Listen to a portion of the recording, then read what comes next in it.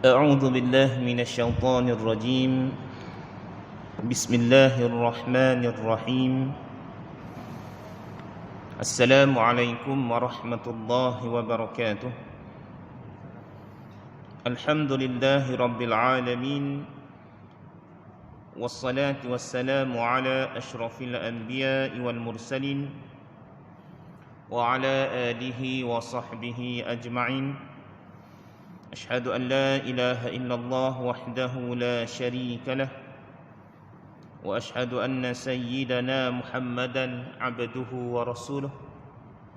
قالوا سبحانك لا علم لنا إلا ما علمتنا إنك أنت العليم الحكيم.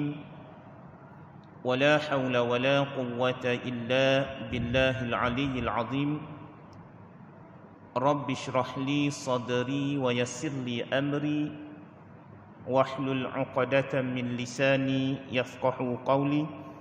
اللهم افتح علينا حكمتك وانشر علينا من خزائن رحمتك يا أرحم الراحمين. أما بعد. Alhamdulillah, muslimin, muslimat, hadirin, hadirat, ibu-ibu, ayah-ayah, para jemaah yang dirahmati dan dikasihi oleh Allah Subhanahu wa taala sekalian. Pertama-tamanya, terlebih dahulu marilah sama-sama kita rafa'kan, kita zahirkan puji dan syukur kehadrat Allah Subhanahu wa taala di atas segala nikmat, limpahan, kurnia, kasih dan sayangnya Allah Subhanahu wa taala. Maka kita masih lagi diberinya peluang, diberinya kesempatan untuk sama-sama hadir yang berkesempatan mendirikan solat fardu maghrib secara berjemaah sebentar tadi. Dan sekali lagi puji dan syukur kehadrat Allah Subhanahu wa taala di atas nikmat yang besar Allah pilih lagi kita untuk berada di dalam majlis ilmu. Antara kelebihan-kelebihan juga yang dinyatakan dalam banyak hadis Nabi sallallahu alaihi wasallam yang menceritakan tentang antaranya kelebihan mereka-mereka yang sentiasa mendampingi rumah Allah Subhanahu wa taala, datang ke rumah Allah Subhanahu wa taala, apatah lagi berada iktikaf dalam rumah Allah, duduk pula dalam majlis ilmu, laksanakan amal ibadah, baca Al-Quran, tadabbur ayat-ayat Allah Subhanahu wa taala. Maka banyak sekali kelebihan yang dinyatakan oleh hadis Nabi sallallahu alaihi wasallam. Antaranya tuan-tuan yang boleh kita kongsikan pada malam ni sebagai muqaddimah sebelum kita masuk kepada kitab kita ni, yang mana Nabi sallallahu alaihi wasallam bersabda yang bermaksud, berilah khabar gembira. Nabi menyatakan berilah khabar gembira. Bila mana kita sebut khabar gembira ni adalah suatu berita yang sangat-sangat indah ataupun sangat-sangat seronok kita nak dengar. Tiba-tiba ada orang kata, mari aku nak cerita ni, ada berita baik. Seolah-olah macam itulah. Nabi kata, berilah khabar gembira kepada orang yang selalu berjalan kaki dalam kegelapan malam demi menuju ke masjid rumah-rumah Allah, bahawa untuknya nanti satu cahaya yang sempurna pada hari kiamat. Cahaya yang sempurna, cahaya yang hebat di hari akhirat Allah Subhanahu wa taala. Tuan-tuan, kalau kita perasan, banyak sekali kadang-kadang dalam doa kita pun kita mohon kepada Allah Subhanahu wa taala agar dikurniakan cahaya. Dalam doa, Allahumma arhamna bil Quran waj'alhu lana imaman wa nura. Kita minta juga dengan Allah kurniakan cahaya kepada kita. Kenapa kita minta cahaya? Kerana dengan cahaya itu adalah penyuluh kepada perkara-perkara yang tidak nampak. Kita nak berjalan perlu kepada cahaya, perlu kepada lampu, baru kita nampak jalan yang betul. Jadi begitulah orang-orang yang sentiasa datang ke masjid ni, kata Nabi sallallahu alaihi wasallam, di hari akhirat kelak mereka akan ada bantuan cahaya disebabkan amal soleh yang mereka laksanakan sewaktu hidup di atas dunia dahulu. Jadi tuan-tuan, puan-puan, muslimin, muslimat, ibu ayah, para jemaah yang dirahmati dan dikasihi oleh Allah Subhanahu wa taala, mudah-mudahan Allah sentiasa memberikan nur, ya, cahaya dalam kehidupan kita, cahaya untuk kita faham agama Allah Subhanahu wa taala, cahaya untuk kita bawa bekal bertemu dengan Allah Subhanahu wa taala insya-Allah. Baik. Muslimin muslimat, para jemaah yang dirahmati dan dikasihi oleh Allah Subhanahu wa taala, pada hari ini kita sambung balik. Kalau ikut hari itu kita berakhir pada 26 hari bulan 1. Kuliah saya yang lepas saya difahamkan masjid ditutup untuk sementara kerana ada jemaah kita yang terlibat positif COVID-19. Mudah-mudahan mereka diberi kesembuhan, ya. Jadi insya-Allah, jadi untuk bulan ni, jadi minggu yang terakhir ni jelah, minggu yang keempat ni. Jadi kita akan sambung balik pada bab yang ke-7, ya, bab yang ke-7 dalam kitab kita, muka surat yang ke-13. Bab yang ke-7, muka surat yang ke-13, hadis yang ke-15. Saya ulang balik. Bab yang ke-7, muka surat 13, hadis yang ke-15. Hari ini kita masuk pada tajuk bab uquq al-walidain. Ya, uquq al-walidain. Bab pada menyatakan derhaka kepada kedua-dua ibu bapa. Sebelum ni kita dah tengok dah bagaimana adab hormat, buat baik, kan? Yang mana lebih utama, mak ataupun ayah, kan? Banyak dah kita tengok sebelum ni. Dan hari ni kita masuk yang ke-7. Dalam kitab ni Imam Bukhari bawa satu bab khusus yang menyatakan adanya hadis-hadis daripada Nabi sallallahu alaihi wasallam yang menceritakan tentang perbuatan-perbuatan derhaka kepada kedua ibu bapa dan juga balasan-balasan yang dikenakan kepada mereka yang derhaka kepada kedua ibu bapa. Baik. Hadis yang ke-15. Hadis marfu'. Haddatsana Musaddad qala haddatsana Bishr bin al-Mufaddal qala haddatsana al-Jurairi an Abdurrahman ibn Abi Bakrah an abih qala qala Rasulullah sallallahu alaihi wasallam ala unabbiukum bi akbaril kaba'ir thalatha qalu bala ya Rasulullah qala al-isyraku billah wa 'uququl walidain wa jalasa wa kana muttaki'a ala wa qawluz zur ma zala yukarriruha hatta qultu laitahu sakat. Yang bermaksud Musaddad mengkhabarkan kepada kami, ia mengatakan Bishr bin al-Mufaddal mengkhabarkan kepada kami, yang mana ia berkata Al-Jurairi mengkhabarkan kepada kami dari Abdurrahman bin Abi Bakrah daripada bapanya. Dia telah berkata Rasulullah sallallahu alaihi wasallam telah bersabda, apakah kalian mahu aku khabarkan dengan sebesar-besar dosa besar atau dosa yang paling besar? Rasulullah mengulangi pertanyaan itu sebanyak 3 kali. Para sahabat menjawab, bahkan wahai Rasulullah. Jadi sahabat kata, ya Rasulullah. Baginda telah bersabda, menyekutukan Allah, derhaka kepada kedua ibu bapa. Rasulullah sallallahu alaihi wasallam pun duduk, sedangkan sebelumnya baginda dalam keadaan bersandar. Mula-mula Nabi bersandar. Lepas tu bila Nabi dah kata dosa besar itu ialah syirik kepada Allah, menyekutukan Allah, yang keduanya derhaka kepada kedua ibu bapa, lalu Nabi pun bangun. Maknanya badan dia tu, badan baginda tu bangkit daripada bersandar tadi. Macam kita lah duduk kat dinding tiba-tiba bangun. Bila mana Nabi bangun daripada bersandar tu, Nabi berkata, dan perkataan zur, az-zur, berkata palsu, berbohong, persaksian palsu dan membuat tuduhan palsu, terus menerus Rasulullah sallallahu alaihi wasallam mengulangi sehingga perawi ini berkata, kalaulah sekiranya Nabi SAW diam, itu lebih baik. Muslimin muslimat, para jemaah yang dirahmati dan dikasihi oleh Allah Subhanahu wa taala. Baik. Kita pergi kepada syarahan hadis ni. Hadis ini dibawa oleh perawi yang bernama Abi Bakrah.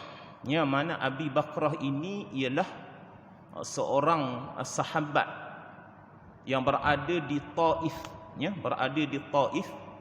Dan kalau kita tengok sejarah balik bagaimana waktu dakwah baginda Nabi sallallahu alaihi wasallam, bila mana Rasulullah sallallahu alaihi wasallam dakwah di Mekah ni, yang masuk memeluk Islam dan beriman kepada Allah Subhanahu wa taala adalah daripada kalangan sahabat yang miskin-miskin, daripada hamba dan sebagainya. Lalu Nabi sallallahu alaihi wasallam cuba dakwah ke Taif sebab beranggapan di Taif tu bila mana dapat dakwah orang-orang yang ada jawatan, bangsawan dan sebagainya, maka Islam itu akan lebih tertinggi, akan lebih dapat digeruni, ya. Dan bila mana berdakwah di Taif berlakulah tidak ada terimanya dakwah di Taif pada ketika itu. Dan bila mana Nabi balik, dan kisah panjanglah, Jibril datang supaya nak beri balasan pada penduduk Taif dan sebagainya. Nabi kata jangan, sebab mungkin hari ini mereka tak beriman, nanti zuriat-zuriat mereka, cucu cicit mereka akan beriman kepada Allah Subhanahu wa taala. Lalu satu masa umat Islam dapat mengepung Taif untuk kali kedua, dan ketika mana dikepung Taif kali kedua itu, ada seorang yang bernama Abi Bakrah ini. Abi Bakrah daripada Taif ini adalah di antara orang yang mula-mula masuk Islam, penduduk daripada Taif tersebut. Ya, itu yang dinyatakan antara perihal kisah Abi Bakrah ni. Baik. Abi Bakrah ni menyatakan qala Rasulullah sallallahu alaihi wasallam. Nabi sallallahu alaihi wasallam bersabda, "Nakkah kalian aku ceritakan kepada kamu dosa yang paling besar?" Tuan-tuan, dalam hadis ni Nabi kata, nak ataupun tidak, aku nak cerita ni tentang sebesar-besar dosa besar. Baik. Yang kita nak faham di sini, hadis ini juga memberi dalil kepada kita bahawasanya dalam bab dosa ni terbahagi kepada dua. Ada dosa kecil, ada dosa besar. Sebab di sini Nabi menyatakan al-kabair. Ya, dosa daripada dosa-dosa besar. Maknanya berlawanan dengan dosa besar itu adanya dosa-dosa kecil. Dan kata ulama, antara perbezaan dosa kecil dan dosa besar ni, dosa kecil boleh diampunkan oleh Allah Subhanahu wa taala dengan perlakuan ibadah yang kita buat. Ya? Antaranya juga ada hadis Nabi sallallahu alaihi wasallam menceritakan, apabila kita melaksanakan, mendirikan solat dengan sempurna, maka gugurlah dosa kecil kita.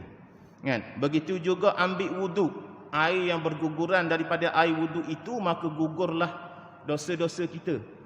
Begitu juga orang yang ditimpa dengan penyakit ataupun musibah, dan dia sabar dengan penyakit dan musibah itu, maka gugurlah juga dosa-dosa kecil daripadanya. Ini yang dimaksudkan dengan dosa-dosa kecil, yang mana ianya boleh diampunkan oleh Allah Subhanahu wa taala dengan melakukan amal soleh. Innal hasanat yuzhibnas sayyiat. Sesungguhnya kebaikan-kebaikan yang kamu buat itu yuzhibna, boleh menghilangkan, memergikan, menjauhkan segala kesilapan-kesilapan yang lalu. Itu berkaitan dengan dosa-dosa kecil. Adapun dosa-dosa besar ni tuan-tuan, hendaklah kita mohon keampunan daripada Allah Subhanahu wa taala dengan sebenar-benarnya taubat. Ada ulama kata dinamakan sebenar-benar taubat itu ialah taubatan nasuha.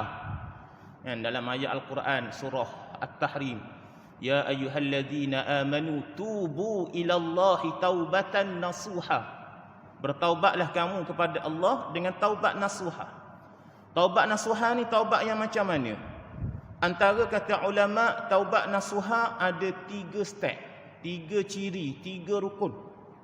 Yang pertamanya, bila mana kita nak melaksanakan, nak menghilangkan dosa-dosa besar kita ni, yang pertama mesti ada penyesalan dalam diri kita. Kita menyesal. Tak nak buat dah benda tu. Dosa besar yang kita buat tu aku menyesal, aku tak nak buat dah. Yang kedua, bila mana kamu dah menyesal, kamu kena tinggal terus. Bukan menunda-nunda untuk meninggalkan dosa besar tu, tidak. Tinggal terus. Menyesal, tinggal terus dosa tersebut. Dan yang ketiga, ada satu keazaman dalam diri kita untuk tidak mengulangi lagi dosa yang kita telah buat selama ni tu. Itu di antara ciri-ciri yang dinyatakan perkara yang perlu kita lakukan sewaktu kita nak taubat nasuha kepada Allah Subhanahu wa taala. Dan tuan-tuan muslimin muslimat, para jemaah yang dirahmati dan dikasihi oleh Allah Subhanahu wa taala.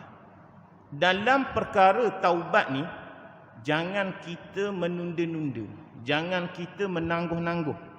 Sebab apa? Diumpamakan juga seperti seseorang yang bila mana dia nak menghilangkan pokok-pokok ataupun semak samun di hadapan halaman rumahnya, dia akan buang sewaktu semak samun tu kecil. Kecil lagi. Semak samun yang kecil, maka mudahlah dia untuk tebas, untuk buang dan sebagainya. Tetapi bila mana pokok-pokok tu dah besar, macam kayu balak dan sebagainya, amatlah payah, amatlah susah untuk dia clearkan, hilangkan semak samu yang ada tadi tu. Bila dah besar, bila dah banyak, susah.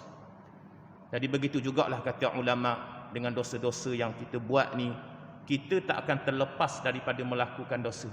Maka antaranya, jangan kamu bertangguh, jangan kamu menunda-nunda dalam bab bertaubat kepada Allah Subhanahu wa taala.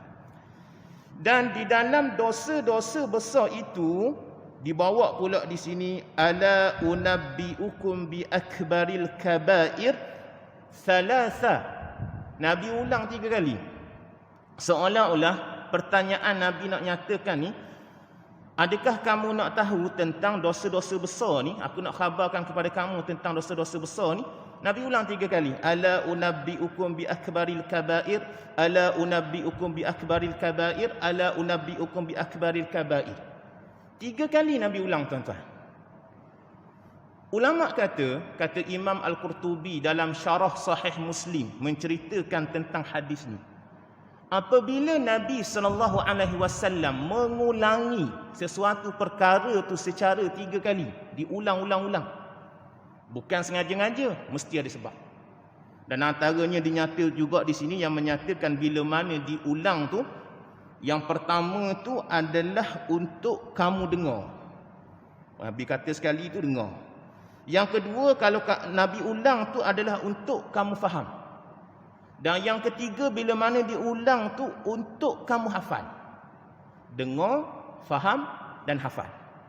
Dan ada juga pandangan ulama lain menyatakan, bila mana diulang 3 kali tu, yang pertama tu dengar dan bersedia. Yang kedua, kena faham. Dan yang ketiga, kena bertindak dengan amalan. Ini antara. Begitu jugalah kalau kita tengok konsep kita mengajar kan, pedagogi, guru-guru mengajar di sekolah dan sebagainya, mereka akan mengulang-ulang kepada anak murid supaya lebih faham. Kita mengajar anak kita pun, mengaji, ulang-ulang dulu 3 kali, barulah dia boleh baca dengan betul. Rupa-rupanya Nabi SAW mengajarkan kepada kita tentang teknik pengulangan dalam pengajaran ni dah lama dulu dah. Diceritakan di sini. Salasa qalu bala ya Rasulullah. Lalu sahabat kata, ya Rasulullah, kami nak tahu. Qal al-isyraku billah. Maknanya Nabi beritahu, dalam banyak-banyak dosa besar tu, dalam banyak-banyak dosa besar tu, ada satu dosa yang paling besar di antara dosa-dosa besar. Ada yang paling besar di antara dosa-dosa besar, iaitu yang dinyatakan ialah al-isyraku billah, mensyirikkan Allah Subhanahu wa taala. Mensyirikkan Allah Subhanahu wa taala. Dan agama Islam ini adalah agama yang anti kepada kesyirikan. Inna syirka la zulmun azim. Dalam Al-Quran menceritakan sesungguhnya perbuatan mensyirikkan Allah Subhanahu wa taala itu adalah kezaliman yang besar. Kadang-kadang orang pelik juga, buat perkara kejahatan yang lain taklah sebesar dosa syirik ni. Kenapa dosa syirik ni diletakkan martabat dia tu paling tinggi, paling atas, paling besar di antara dosa-dosa besar yang lain. Tuan-tuan, puan-puan, muslimin, muslimat, ibu ayah para jemaah yang dirahmati dan dikasihi oleh Allah Subhanahu wa taala. Bila mana seseorang mensyirikkan Allah Subhanahu wa taala, sebenarnya mereka telah melupakan ataupun dia telah ambil nikmat-nikmat Allah Subhanahu wa taala, tetapi dia tidak mengabdikan diri kepada Allah Subhanahu wa taala. Senang contohlah kan. Ada seorang ni dia ada company, ada syarikat, dan dia tawarkan pekerjaan kepada seseorang. Dia kata, marilah kerja kat syarikat aku bagi gaji sekian, kamu kena buat kerja-kerja ni. Dia pun mari kerja dekat syarikat kita. Tetapi dalam tempoh masa pekerjaan dia dengan syarikat kita tu, dia tak buat pun kerja kat syarikat kita. Dia pergi kat syarikat sebelah, dia buat baik, dia buat kerja kat syarikat sebelah.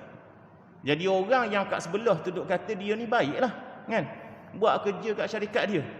Tapi hakikatnya dia telah terima gaji daripada kita, terima macam-macam daripada kita, tetapi dia tidak buat pun apa yang kita suruh. Tu makhluk. Kalau Allah Ta'ala ni lebih jauh lah kalau kita nak banding dengan makhluk kan. Kalau kita fikir kehidupan kita daripada pagi sampailah, daripada kita bangun tidur sampailah kita tidur, banyaknya nikmat, pelbagai nikmat yang Allah beri kepada kita, kita guna setiap hari. Jadi sebab itulah antaranya juga kata ulama, dosa mensyirikkan Allah Subhanahu wa taala ini adalah dosa besar tingkatan yang pertama berbanding dengan dosa-dosa besar yang lain. Itu yang pertama. Yang kedua, wa uququl walidain. Kata Nabi sallallahu alaihi wasallam, termasuk juga dalam bab dosa besar ialah melakukan derhaka kepada kedua ibu bapanya. Tengok tuan-tuan, bila mana Allah menceritakan tentang dosa-dosa besar, dosa besar ni adalah perkara yang boleh mengundang kemurkaan Allah Subhanahu wa taala. Allah susun seolah-olah Nabi nak cerita dekat kita ni, martabat satu-satu ni, letak derhaka kepada kedua ibu bapa tu di tingkatan yang kedua selepas mensyirikkan Allah Subhanahu wa taala. Jadi jangan main-main dalam bab menderhaka kepada kedua ibu bapa. Kan, ibu bapa yang membesarkan kita, melahirkan kita, menjaga kita sampailah kita jadi dewasa, jadi berguna dan sebagainya, jangan sekali-kali menderhaka kepadanya. Termasuk dalam bab dosa besar yang dinyatakan oleh Nabi sallallahu alaihi wasallam. Kemudian wajalasa wa kana muttaqi'a. Waktu Nabi cerita tentang mensyirikkan Allah dan juga derhaka kepada kedua ibu bapa, Nabi cerita dalam keadaan bersandar. Sandar. Wallahu alam lah, bersandar kat kerusi ke, kat dinding ke, bersandar. Kemudian perawi ni kata Nabi pun bangun daripada bersandar tu. Dan Nabi menyatakan perkataan az-zur ala wa qauluz zur, dan seterusnya adalah perkataan-perkataan az-zur, perkataan dusta, perkataan keburukan, tuduhan yang palsu. Seolah-olah juga kata ulama, bila mana Nabi bangun tu, seolah-olah seriusnya Nabi nak cerita tentang perkara tu. Kan mungkin bersandar santai je. Bila Nabi dah bangkit daripada dia bersandar tu, maksudnya Nabi nak cerita sekarang ni, termasuk juga dalam dosa-dosa besar ni ialah persaksian yang palsu, tuduhan yang palsu. Kenapa tuan-tuan dinyatakan tuduhan yang palsu ni termasuk dalam dosa-dosa besar ni, penyaksian yang palsu ni? Bila mana pembohongan ni tuan-tuan, kata ulama, dia termasuk juga yang dinyatakan pembohongan di sini, iaitu mereka-mereka yang mendustakan apa yang dibawa oleh Nabi. Termasuk wa qaulaz zur, pembohongan, penyaksian yang palsu. Termasuk juga dalam wa qaulaz zur ni, iaitu mereka-mereka yang menghalalkan pendustaan. Kan, perkara-perkara yang dusta mereka kata betul, kan, menghalalkan pendustaan. Dan yang ketiga, apa-apa yang keluar daripada mereka berbohong semata-mata untuk kepentingan peribadi. Semua ni termasuk dalam wa qaulaz zur. Malah diceritakan juga kenapa saksi bohong ataupun saksi palsu ni termasuk dalam dosa besar. Antaranya yang pertama, ianya boleh menimbulkan kejahatan. Dalam satu hadis yang lain kata Nabi SAW, wa innal kadhiba yahdi ilal fujur. Sesungguhnya pendustaan yang kamu buat itu boleh membawa kepada kejahatan. Kan? Bohong-bohong boleh bawa kepada kejahatan. Yang kedua, dengan pembohongan itu juga kamu melakukan kezaliman pada orang yang dituduh. Memanglah, kan? Tuduh orang tu buat bohong, maka kita telah berlaku zalim kepada orang yang dituduh. Dan yang ketiga kata ulama, dengan persaksian pembohongan itu, ianya juga melakukan kezaliman kepada orang yang suruh kamu berbohong. Dia jadi saksi, dia berbohong. Bukan sahaja dia melakukan kezaliman kepada orang yang dituduh, malah dia juga melakukan kezaliman kepada orang yang suruh dia tuduh tu. Dia membantu dalam melakukan kejahatan, pembohongan kepada Allah Subhanahu wa taala. Jadi sebab itulah merupakan juga pembohongan ini merupakan dosa-dosa besar. Dan kata ulama juga, sebab apa pembohongan ni cepat sangat berleluasa? Sebab ianya mudah, sebab ianya senang dilakukan. Dengan lidah sahaja boleh menyebabkan pembohongan. Pembohongan boleh terjadi permusuhan. Pembohongan boleh terjadi dengki, hasut dan sebagainya. Maka akan memporak-porandakan masyarakat. Maka antara sebab itulah termasuk dalam bab dosa besar yang dinyatakan oleh Nabi SAW. Ma zala yukarriruha hatta qultu laitahu sakata. Bila mana Nabi cerita tentang qaul az-zur tadi tu, berkata palsu, berbohong, persaksian palsu, membuat tuduhan palsu, terus menerus Rasulullah SAW mengulanginya. Jadi Nabi dah ulang 3 kali. Tapi bila mana sampai perkataan qaul az-zur ni, Nabi ulang sehinggalah perawi itu berkata, kalaulah sekiranya Rasulullah SAW diam tu lebih baik. Ataupun dengan senang kita nak fahamnya, dia kata seolah-olah, ya Rasulullah, kami dah faham, berhentilah daripada mengulangi. Adab dengan baginda Nabi SAW. Jadi kesimpulan hadis yang ke-15 ni nak ceritanya kepada kita, yang pertama, dosa manusia ni terbahagi kepada 2. Dosa kecil dan dosa besar. Yang keduanya, ancaman keras daripada Allah Subhanahu wa taala terhadap perbuatan derhaka kepada kedua orang tua, terhadap perbuatan mensyirikkan Allah, terhadap perbuatan perkataan palsu, pembohongan dan sebagainya. Dan yang ketiganya juga kita nak faham di sini, kecintaan para sahabat kepada Nabi SAW serta ketinggian akhlak mereka terhadap beliau. Sahabat duk tengok Nabi duk ulang tadi tu, lalu sahabat duk kata kepada Nabi, ya Rasulullah, cukuplah tu, kami dah faham. Ini antara adab yang dianjurkan oleh sahabat kepada Nabi SAW. Selesai hadis yang ke-15. Baik. Yang ke-16. Hadis marfu', haddatsana Muhammad ibn Salam qala akhbarana Jarir an Abdul Malik ibn Umar an Warrad katib al-Mughirah ibn Syu'bah qala kataba Muawiyah ila al-Mughirah uktub ilai bima sami'ta min Rasulillah sallallahu alaihi wasallam.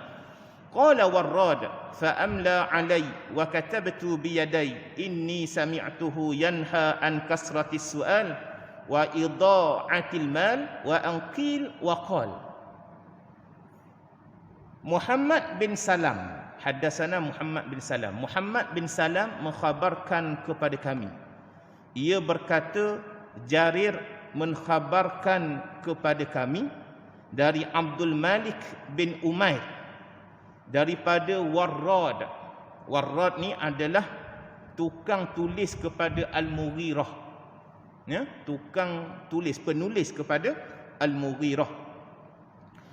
Tukang tulis bagi Al-Mughirah iaitu Warrad ni, dia telah berkata, Muawiyah telah menulis kepada Al-Mughirah, tulislah dan kirimkan kepadaku dengan apa yang pernah engkau dengar daripada Nabi SAW. Tengok tuan-tuan dulu. Sahabat ni kalau boleh nak sebaik mungkin Apa yang Nabi sampai tu sampai dekat dia. Maknanya tuntutan dalam nak mencari ilmu tu bersungguhnya. Kan? Kita kadang-kadang hari ni, ialah, kalau boleh adalah, kalau tak ada lah. Kan? Kalau tengok daripada sahabat ni, mereka duk tanya di sini, tulislah dan kirimlah kepadaku dengan apa yang pernah engkau dengar daripada Rasulullah. Maknanya seolah-olah dia kata dekat sahabat dia ni, dia kata takut-takutlah apa yang Nabi cerita tu ada yang tak sampai kepada aku. Tolong cerita lagi dekat aku, apa lagi yang disampaikan oleh Rasulullah. Lalu Warraq berkata, penulis Mughirah ni berkata, maka dia mengimlakkan, menuturkan perkataannya kepadaku dan aku menulis dengan tanganku. Sesungguhnya aku telah mendengar daripada Rasulullah sallallahu alaihi wasallam melarang daripada banyak soal, mensia-siakan harta, membazir dan juga banyak cakap. Muslimin muslimat, hadirin hadirat pada jemaah yang dirahmati dan dikasihi oleh Allah Subhanahu wa taala. Hadis ini menceritakan seorang yang bernama Warraq. Warraq ini ialah penulis yang dinyatakan tadi, penulis kepada Al-Mughirah. Jadi Warraq ni dia berada dalam satu situasi, Muawiyah minta, hantar surat kepada dia, minta supaya ceritakan kepada Muawiyah tu suatu keadaan, suatu hadis daripada Nabi sallallahu alaihi wasallam yang tak pernah lagi dia dengar. Jadi Warraq pun mengambil dan tulis kepada Muawiyah tentang satu saranan ataupun galakan daripada Nabi sallallahu alaihi wasallam itu, maka dia mengimlakkan. Maksud imlak ni spell, eja kan. Dia mengimlakkan, menuturkan perkataannya kepadaku dan aku menulis dengan tanganku. Jadi Mughirah tu cerita dekat Warraq, Warraq pun tulis. Apa yang Warraq tulis tu? Sesungguhnya aku telah mendengar daripada Nabi sallallahu alaihi wasallam tentang 3 perkara. Apa dia 3 perkara itu? Yang pertamanya, kata Nabi sallallahu alaihi wasallam yang ditulis oleh Warraq tadi, kasratus soal. Janganlah kamu ni banyak bertanya. Kasratus soal. Nabi larang, janganlah kamu ni banyak bertanya, banyak soal. Banyak soal ni juga antaranya bermaksud janganlah kamu ni banyak meminta-minta. Meminta dengan tu, minta dengan orang ni, meminta-minta. Tu satu. Kasratus soal juga bermaksud janganlah bertanya, banyak bertanya kepada perkara yang tidak ada faedah. Termasuk juga kasratus soal. Kasratus soal yang ketiga bermaksud juga jangan kamu memberatkan diri dalam soalan yang tidak ada manfaat. Ingat tak dalam kisah Ashabul Kahfi, bagaimana orang-orang kafir Quraisy kan, mereka ni berbalah dalam bilangan hari, bilangan orang, nama anjing dan sebagainya. Sedangkan benda-benda tu tak ada faedah kan? Jadi jangan memberatkan diri kamu dalam persoalan yang tidak ada faedah, termasuk dalam kasratus soal. Yang keempat, kasratus soal juga dilarang ditanya dalam keadaan nak memperli ataupun nak memperolokkan seseorang. Dia tanya rupa-rupa dia nak pelekeh kawan tu. Tanya bukan nak kebenaran tapi nak hina orang tu. Dilarang juga. Yang kelima, kasratus soal juga dilarang bertanya tentang peribadi seseorang yang boleh menjatuhkan maruah. Semata-mata tanya nak menjatuhkan maruah seseorang. Ini yang dimaksudkan, yang dilarang oleh Nabi sallallahu alaihi wasallam. Melarang daripada banyak soal. Yang kedua, larangan Nabi sallallahu alaihi wasallam mensia-siakan harta. Larang juga Nabi kata janganlah kamu termasuk dalam orang yang mensia-siakan harta. Bagaimana yang dimaksudkan dengan mensia-siakan harta? Termasuklah juga dalam bab membazir harta. Ada harta banyak tapi guna ke arah yang tidak betul, bazir harta. Termasuk juga dalam bab buang harta, bakar harta dan sebagainya. Kan? Makna tidak ke arah manfaat lah. Jadi kena ingat juga dalam konsep maqasid syariah. Apa-apa yang kita buat mesti nak memelihara 5. Antaranya pemeliharaan nyawa, pemeliharaan agama, nyawa, akal, keturunan dan juga harta. Jadi harta ni adalah suatu benda yang sangat besar dipandang di dalam agama Allah Subhanahu wa taala. Dilarang dalam mensia-siakan harta. Dan yang ketiga, kata Nabi sallallahu alaihi wasallam, dilarang juga kepada kamu dalam bab banyak cakap. Yang dinyatakan di sini wa an qila wa qala. Nabi melarang juga dalam keadaan kamu ni banyak bercakap, tanya tu tanya ni, sedangkan tak ada apa-apa manfaat pun.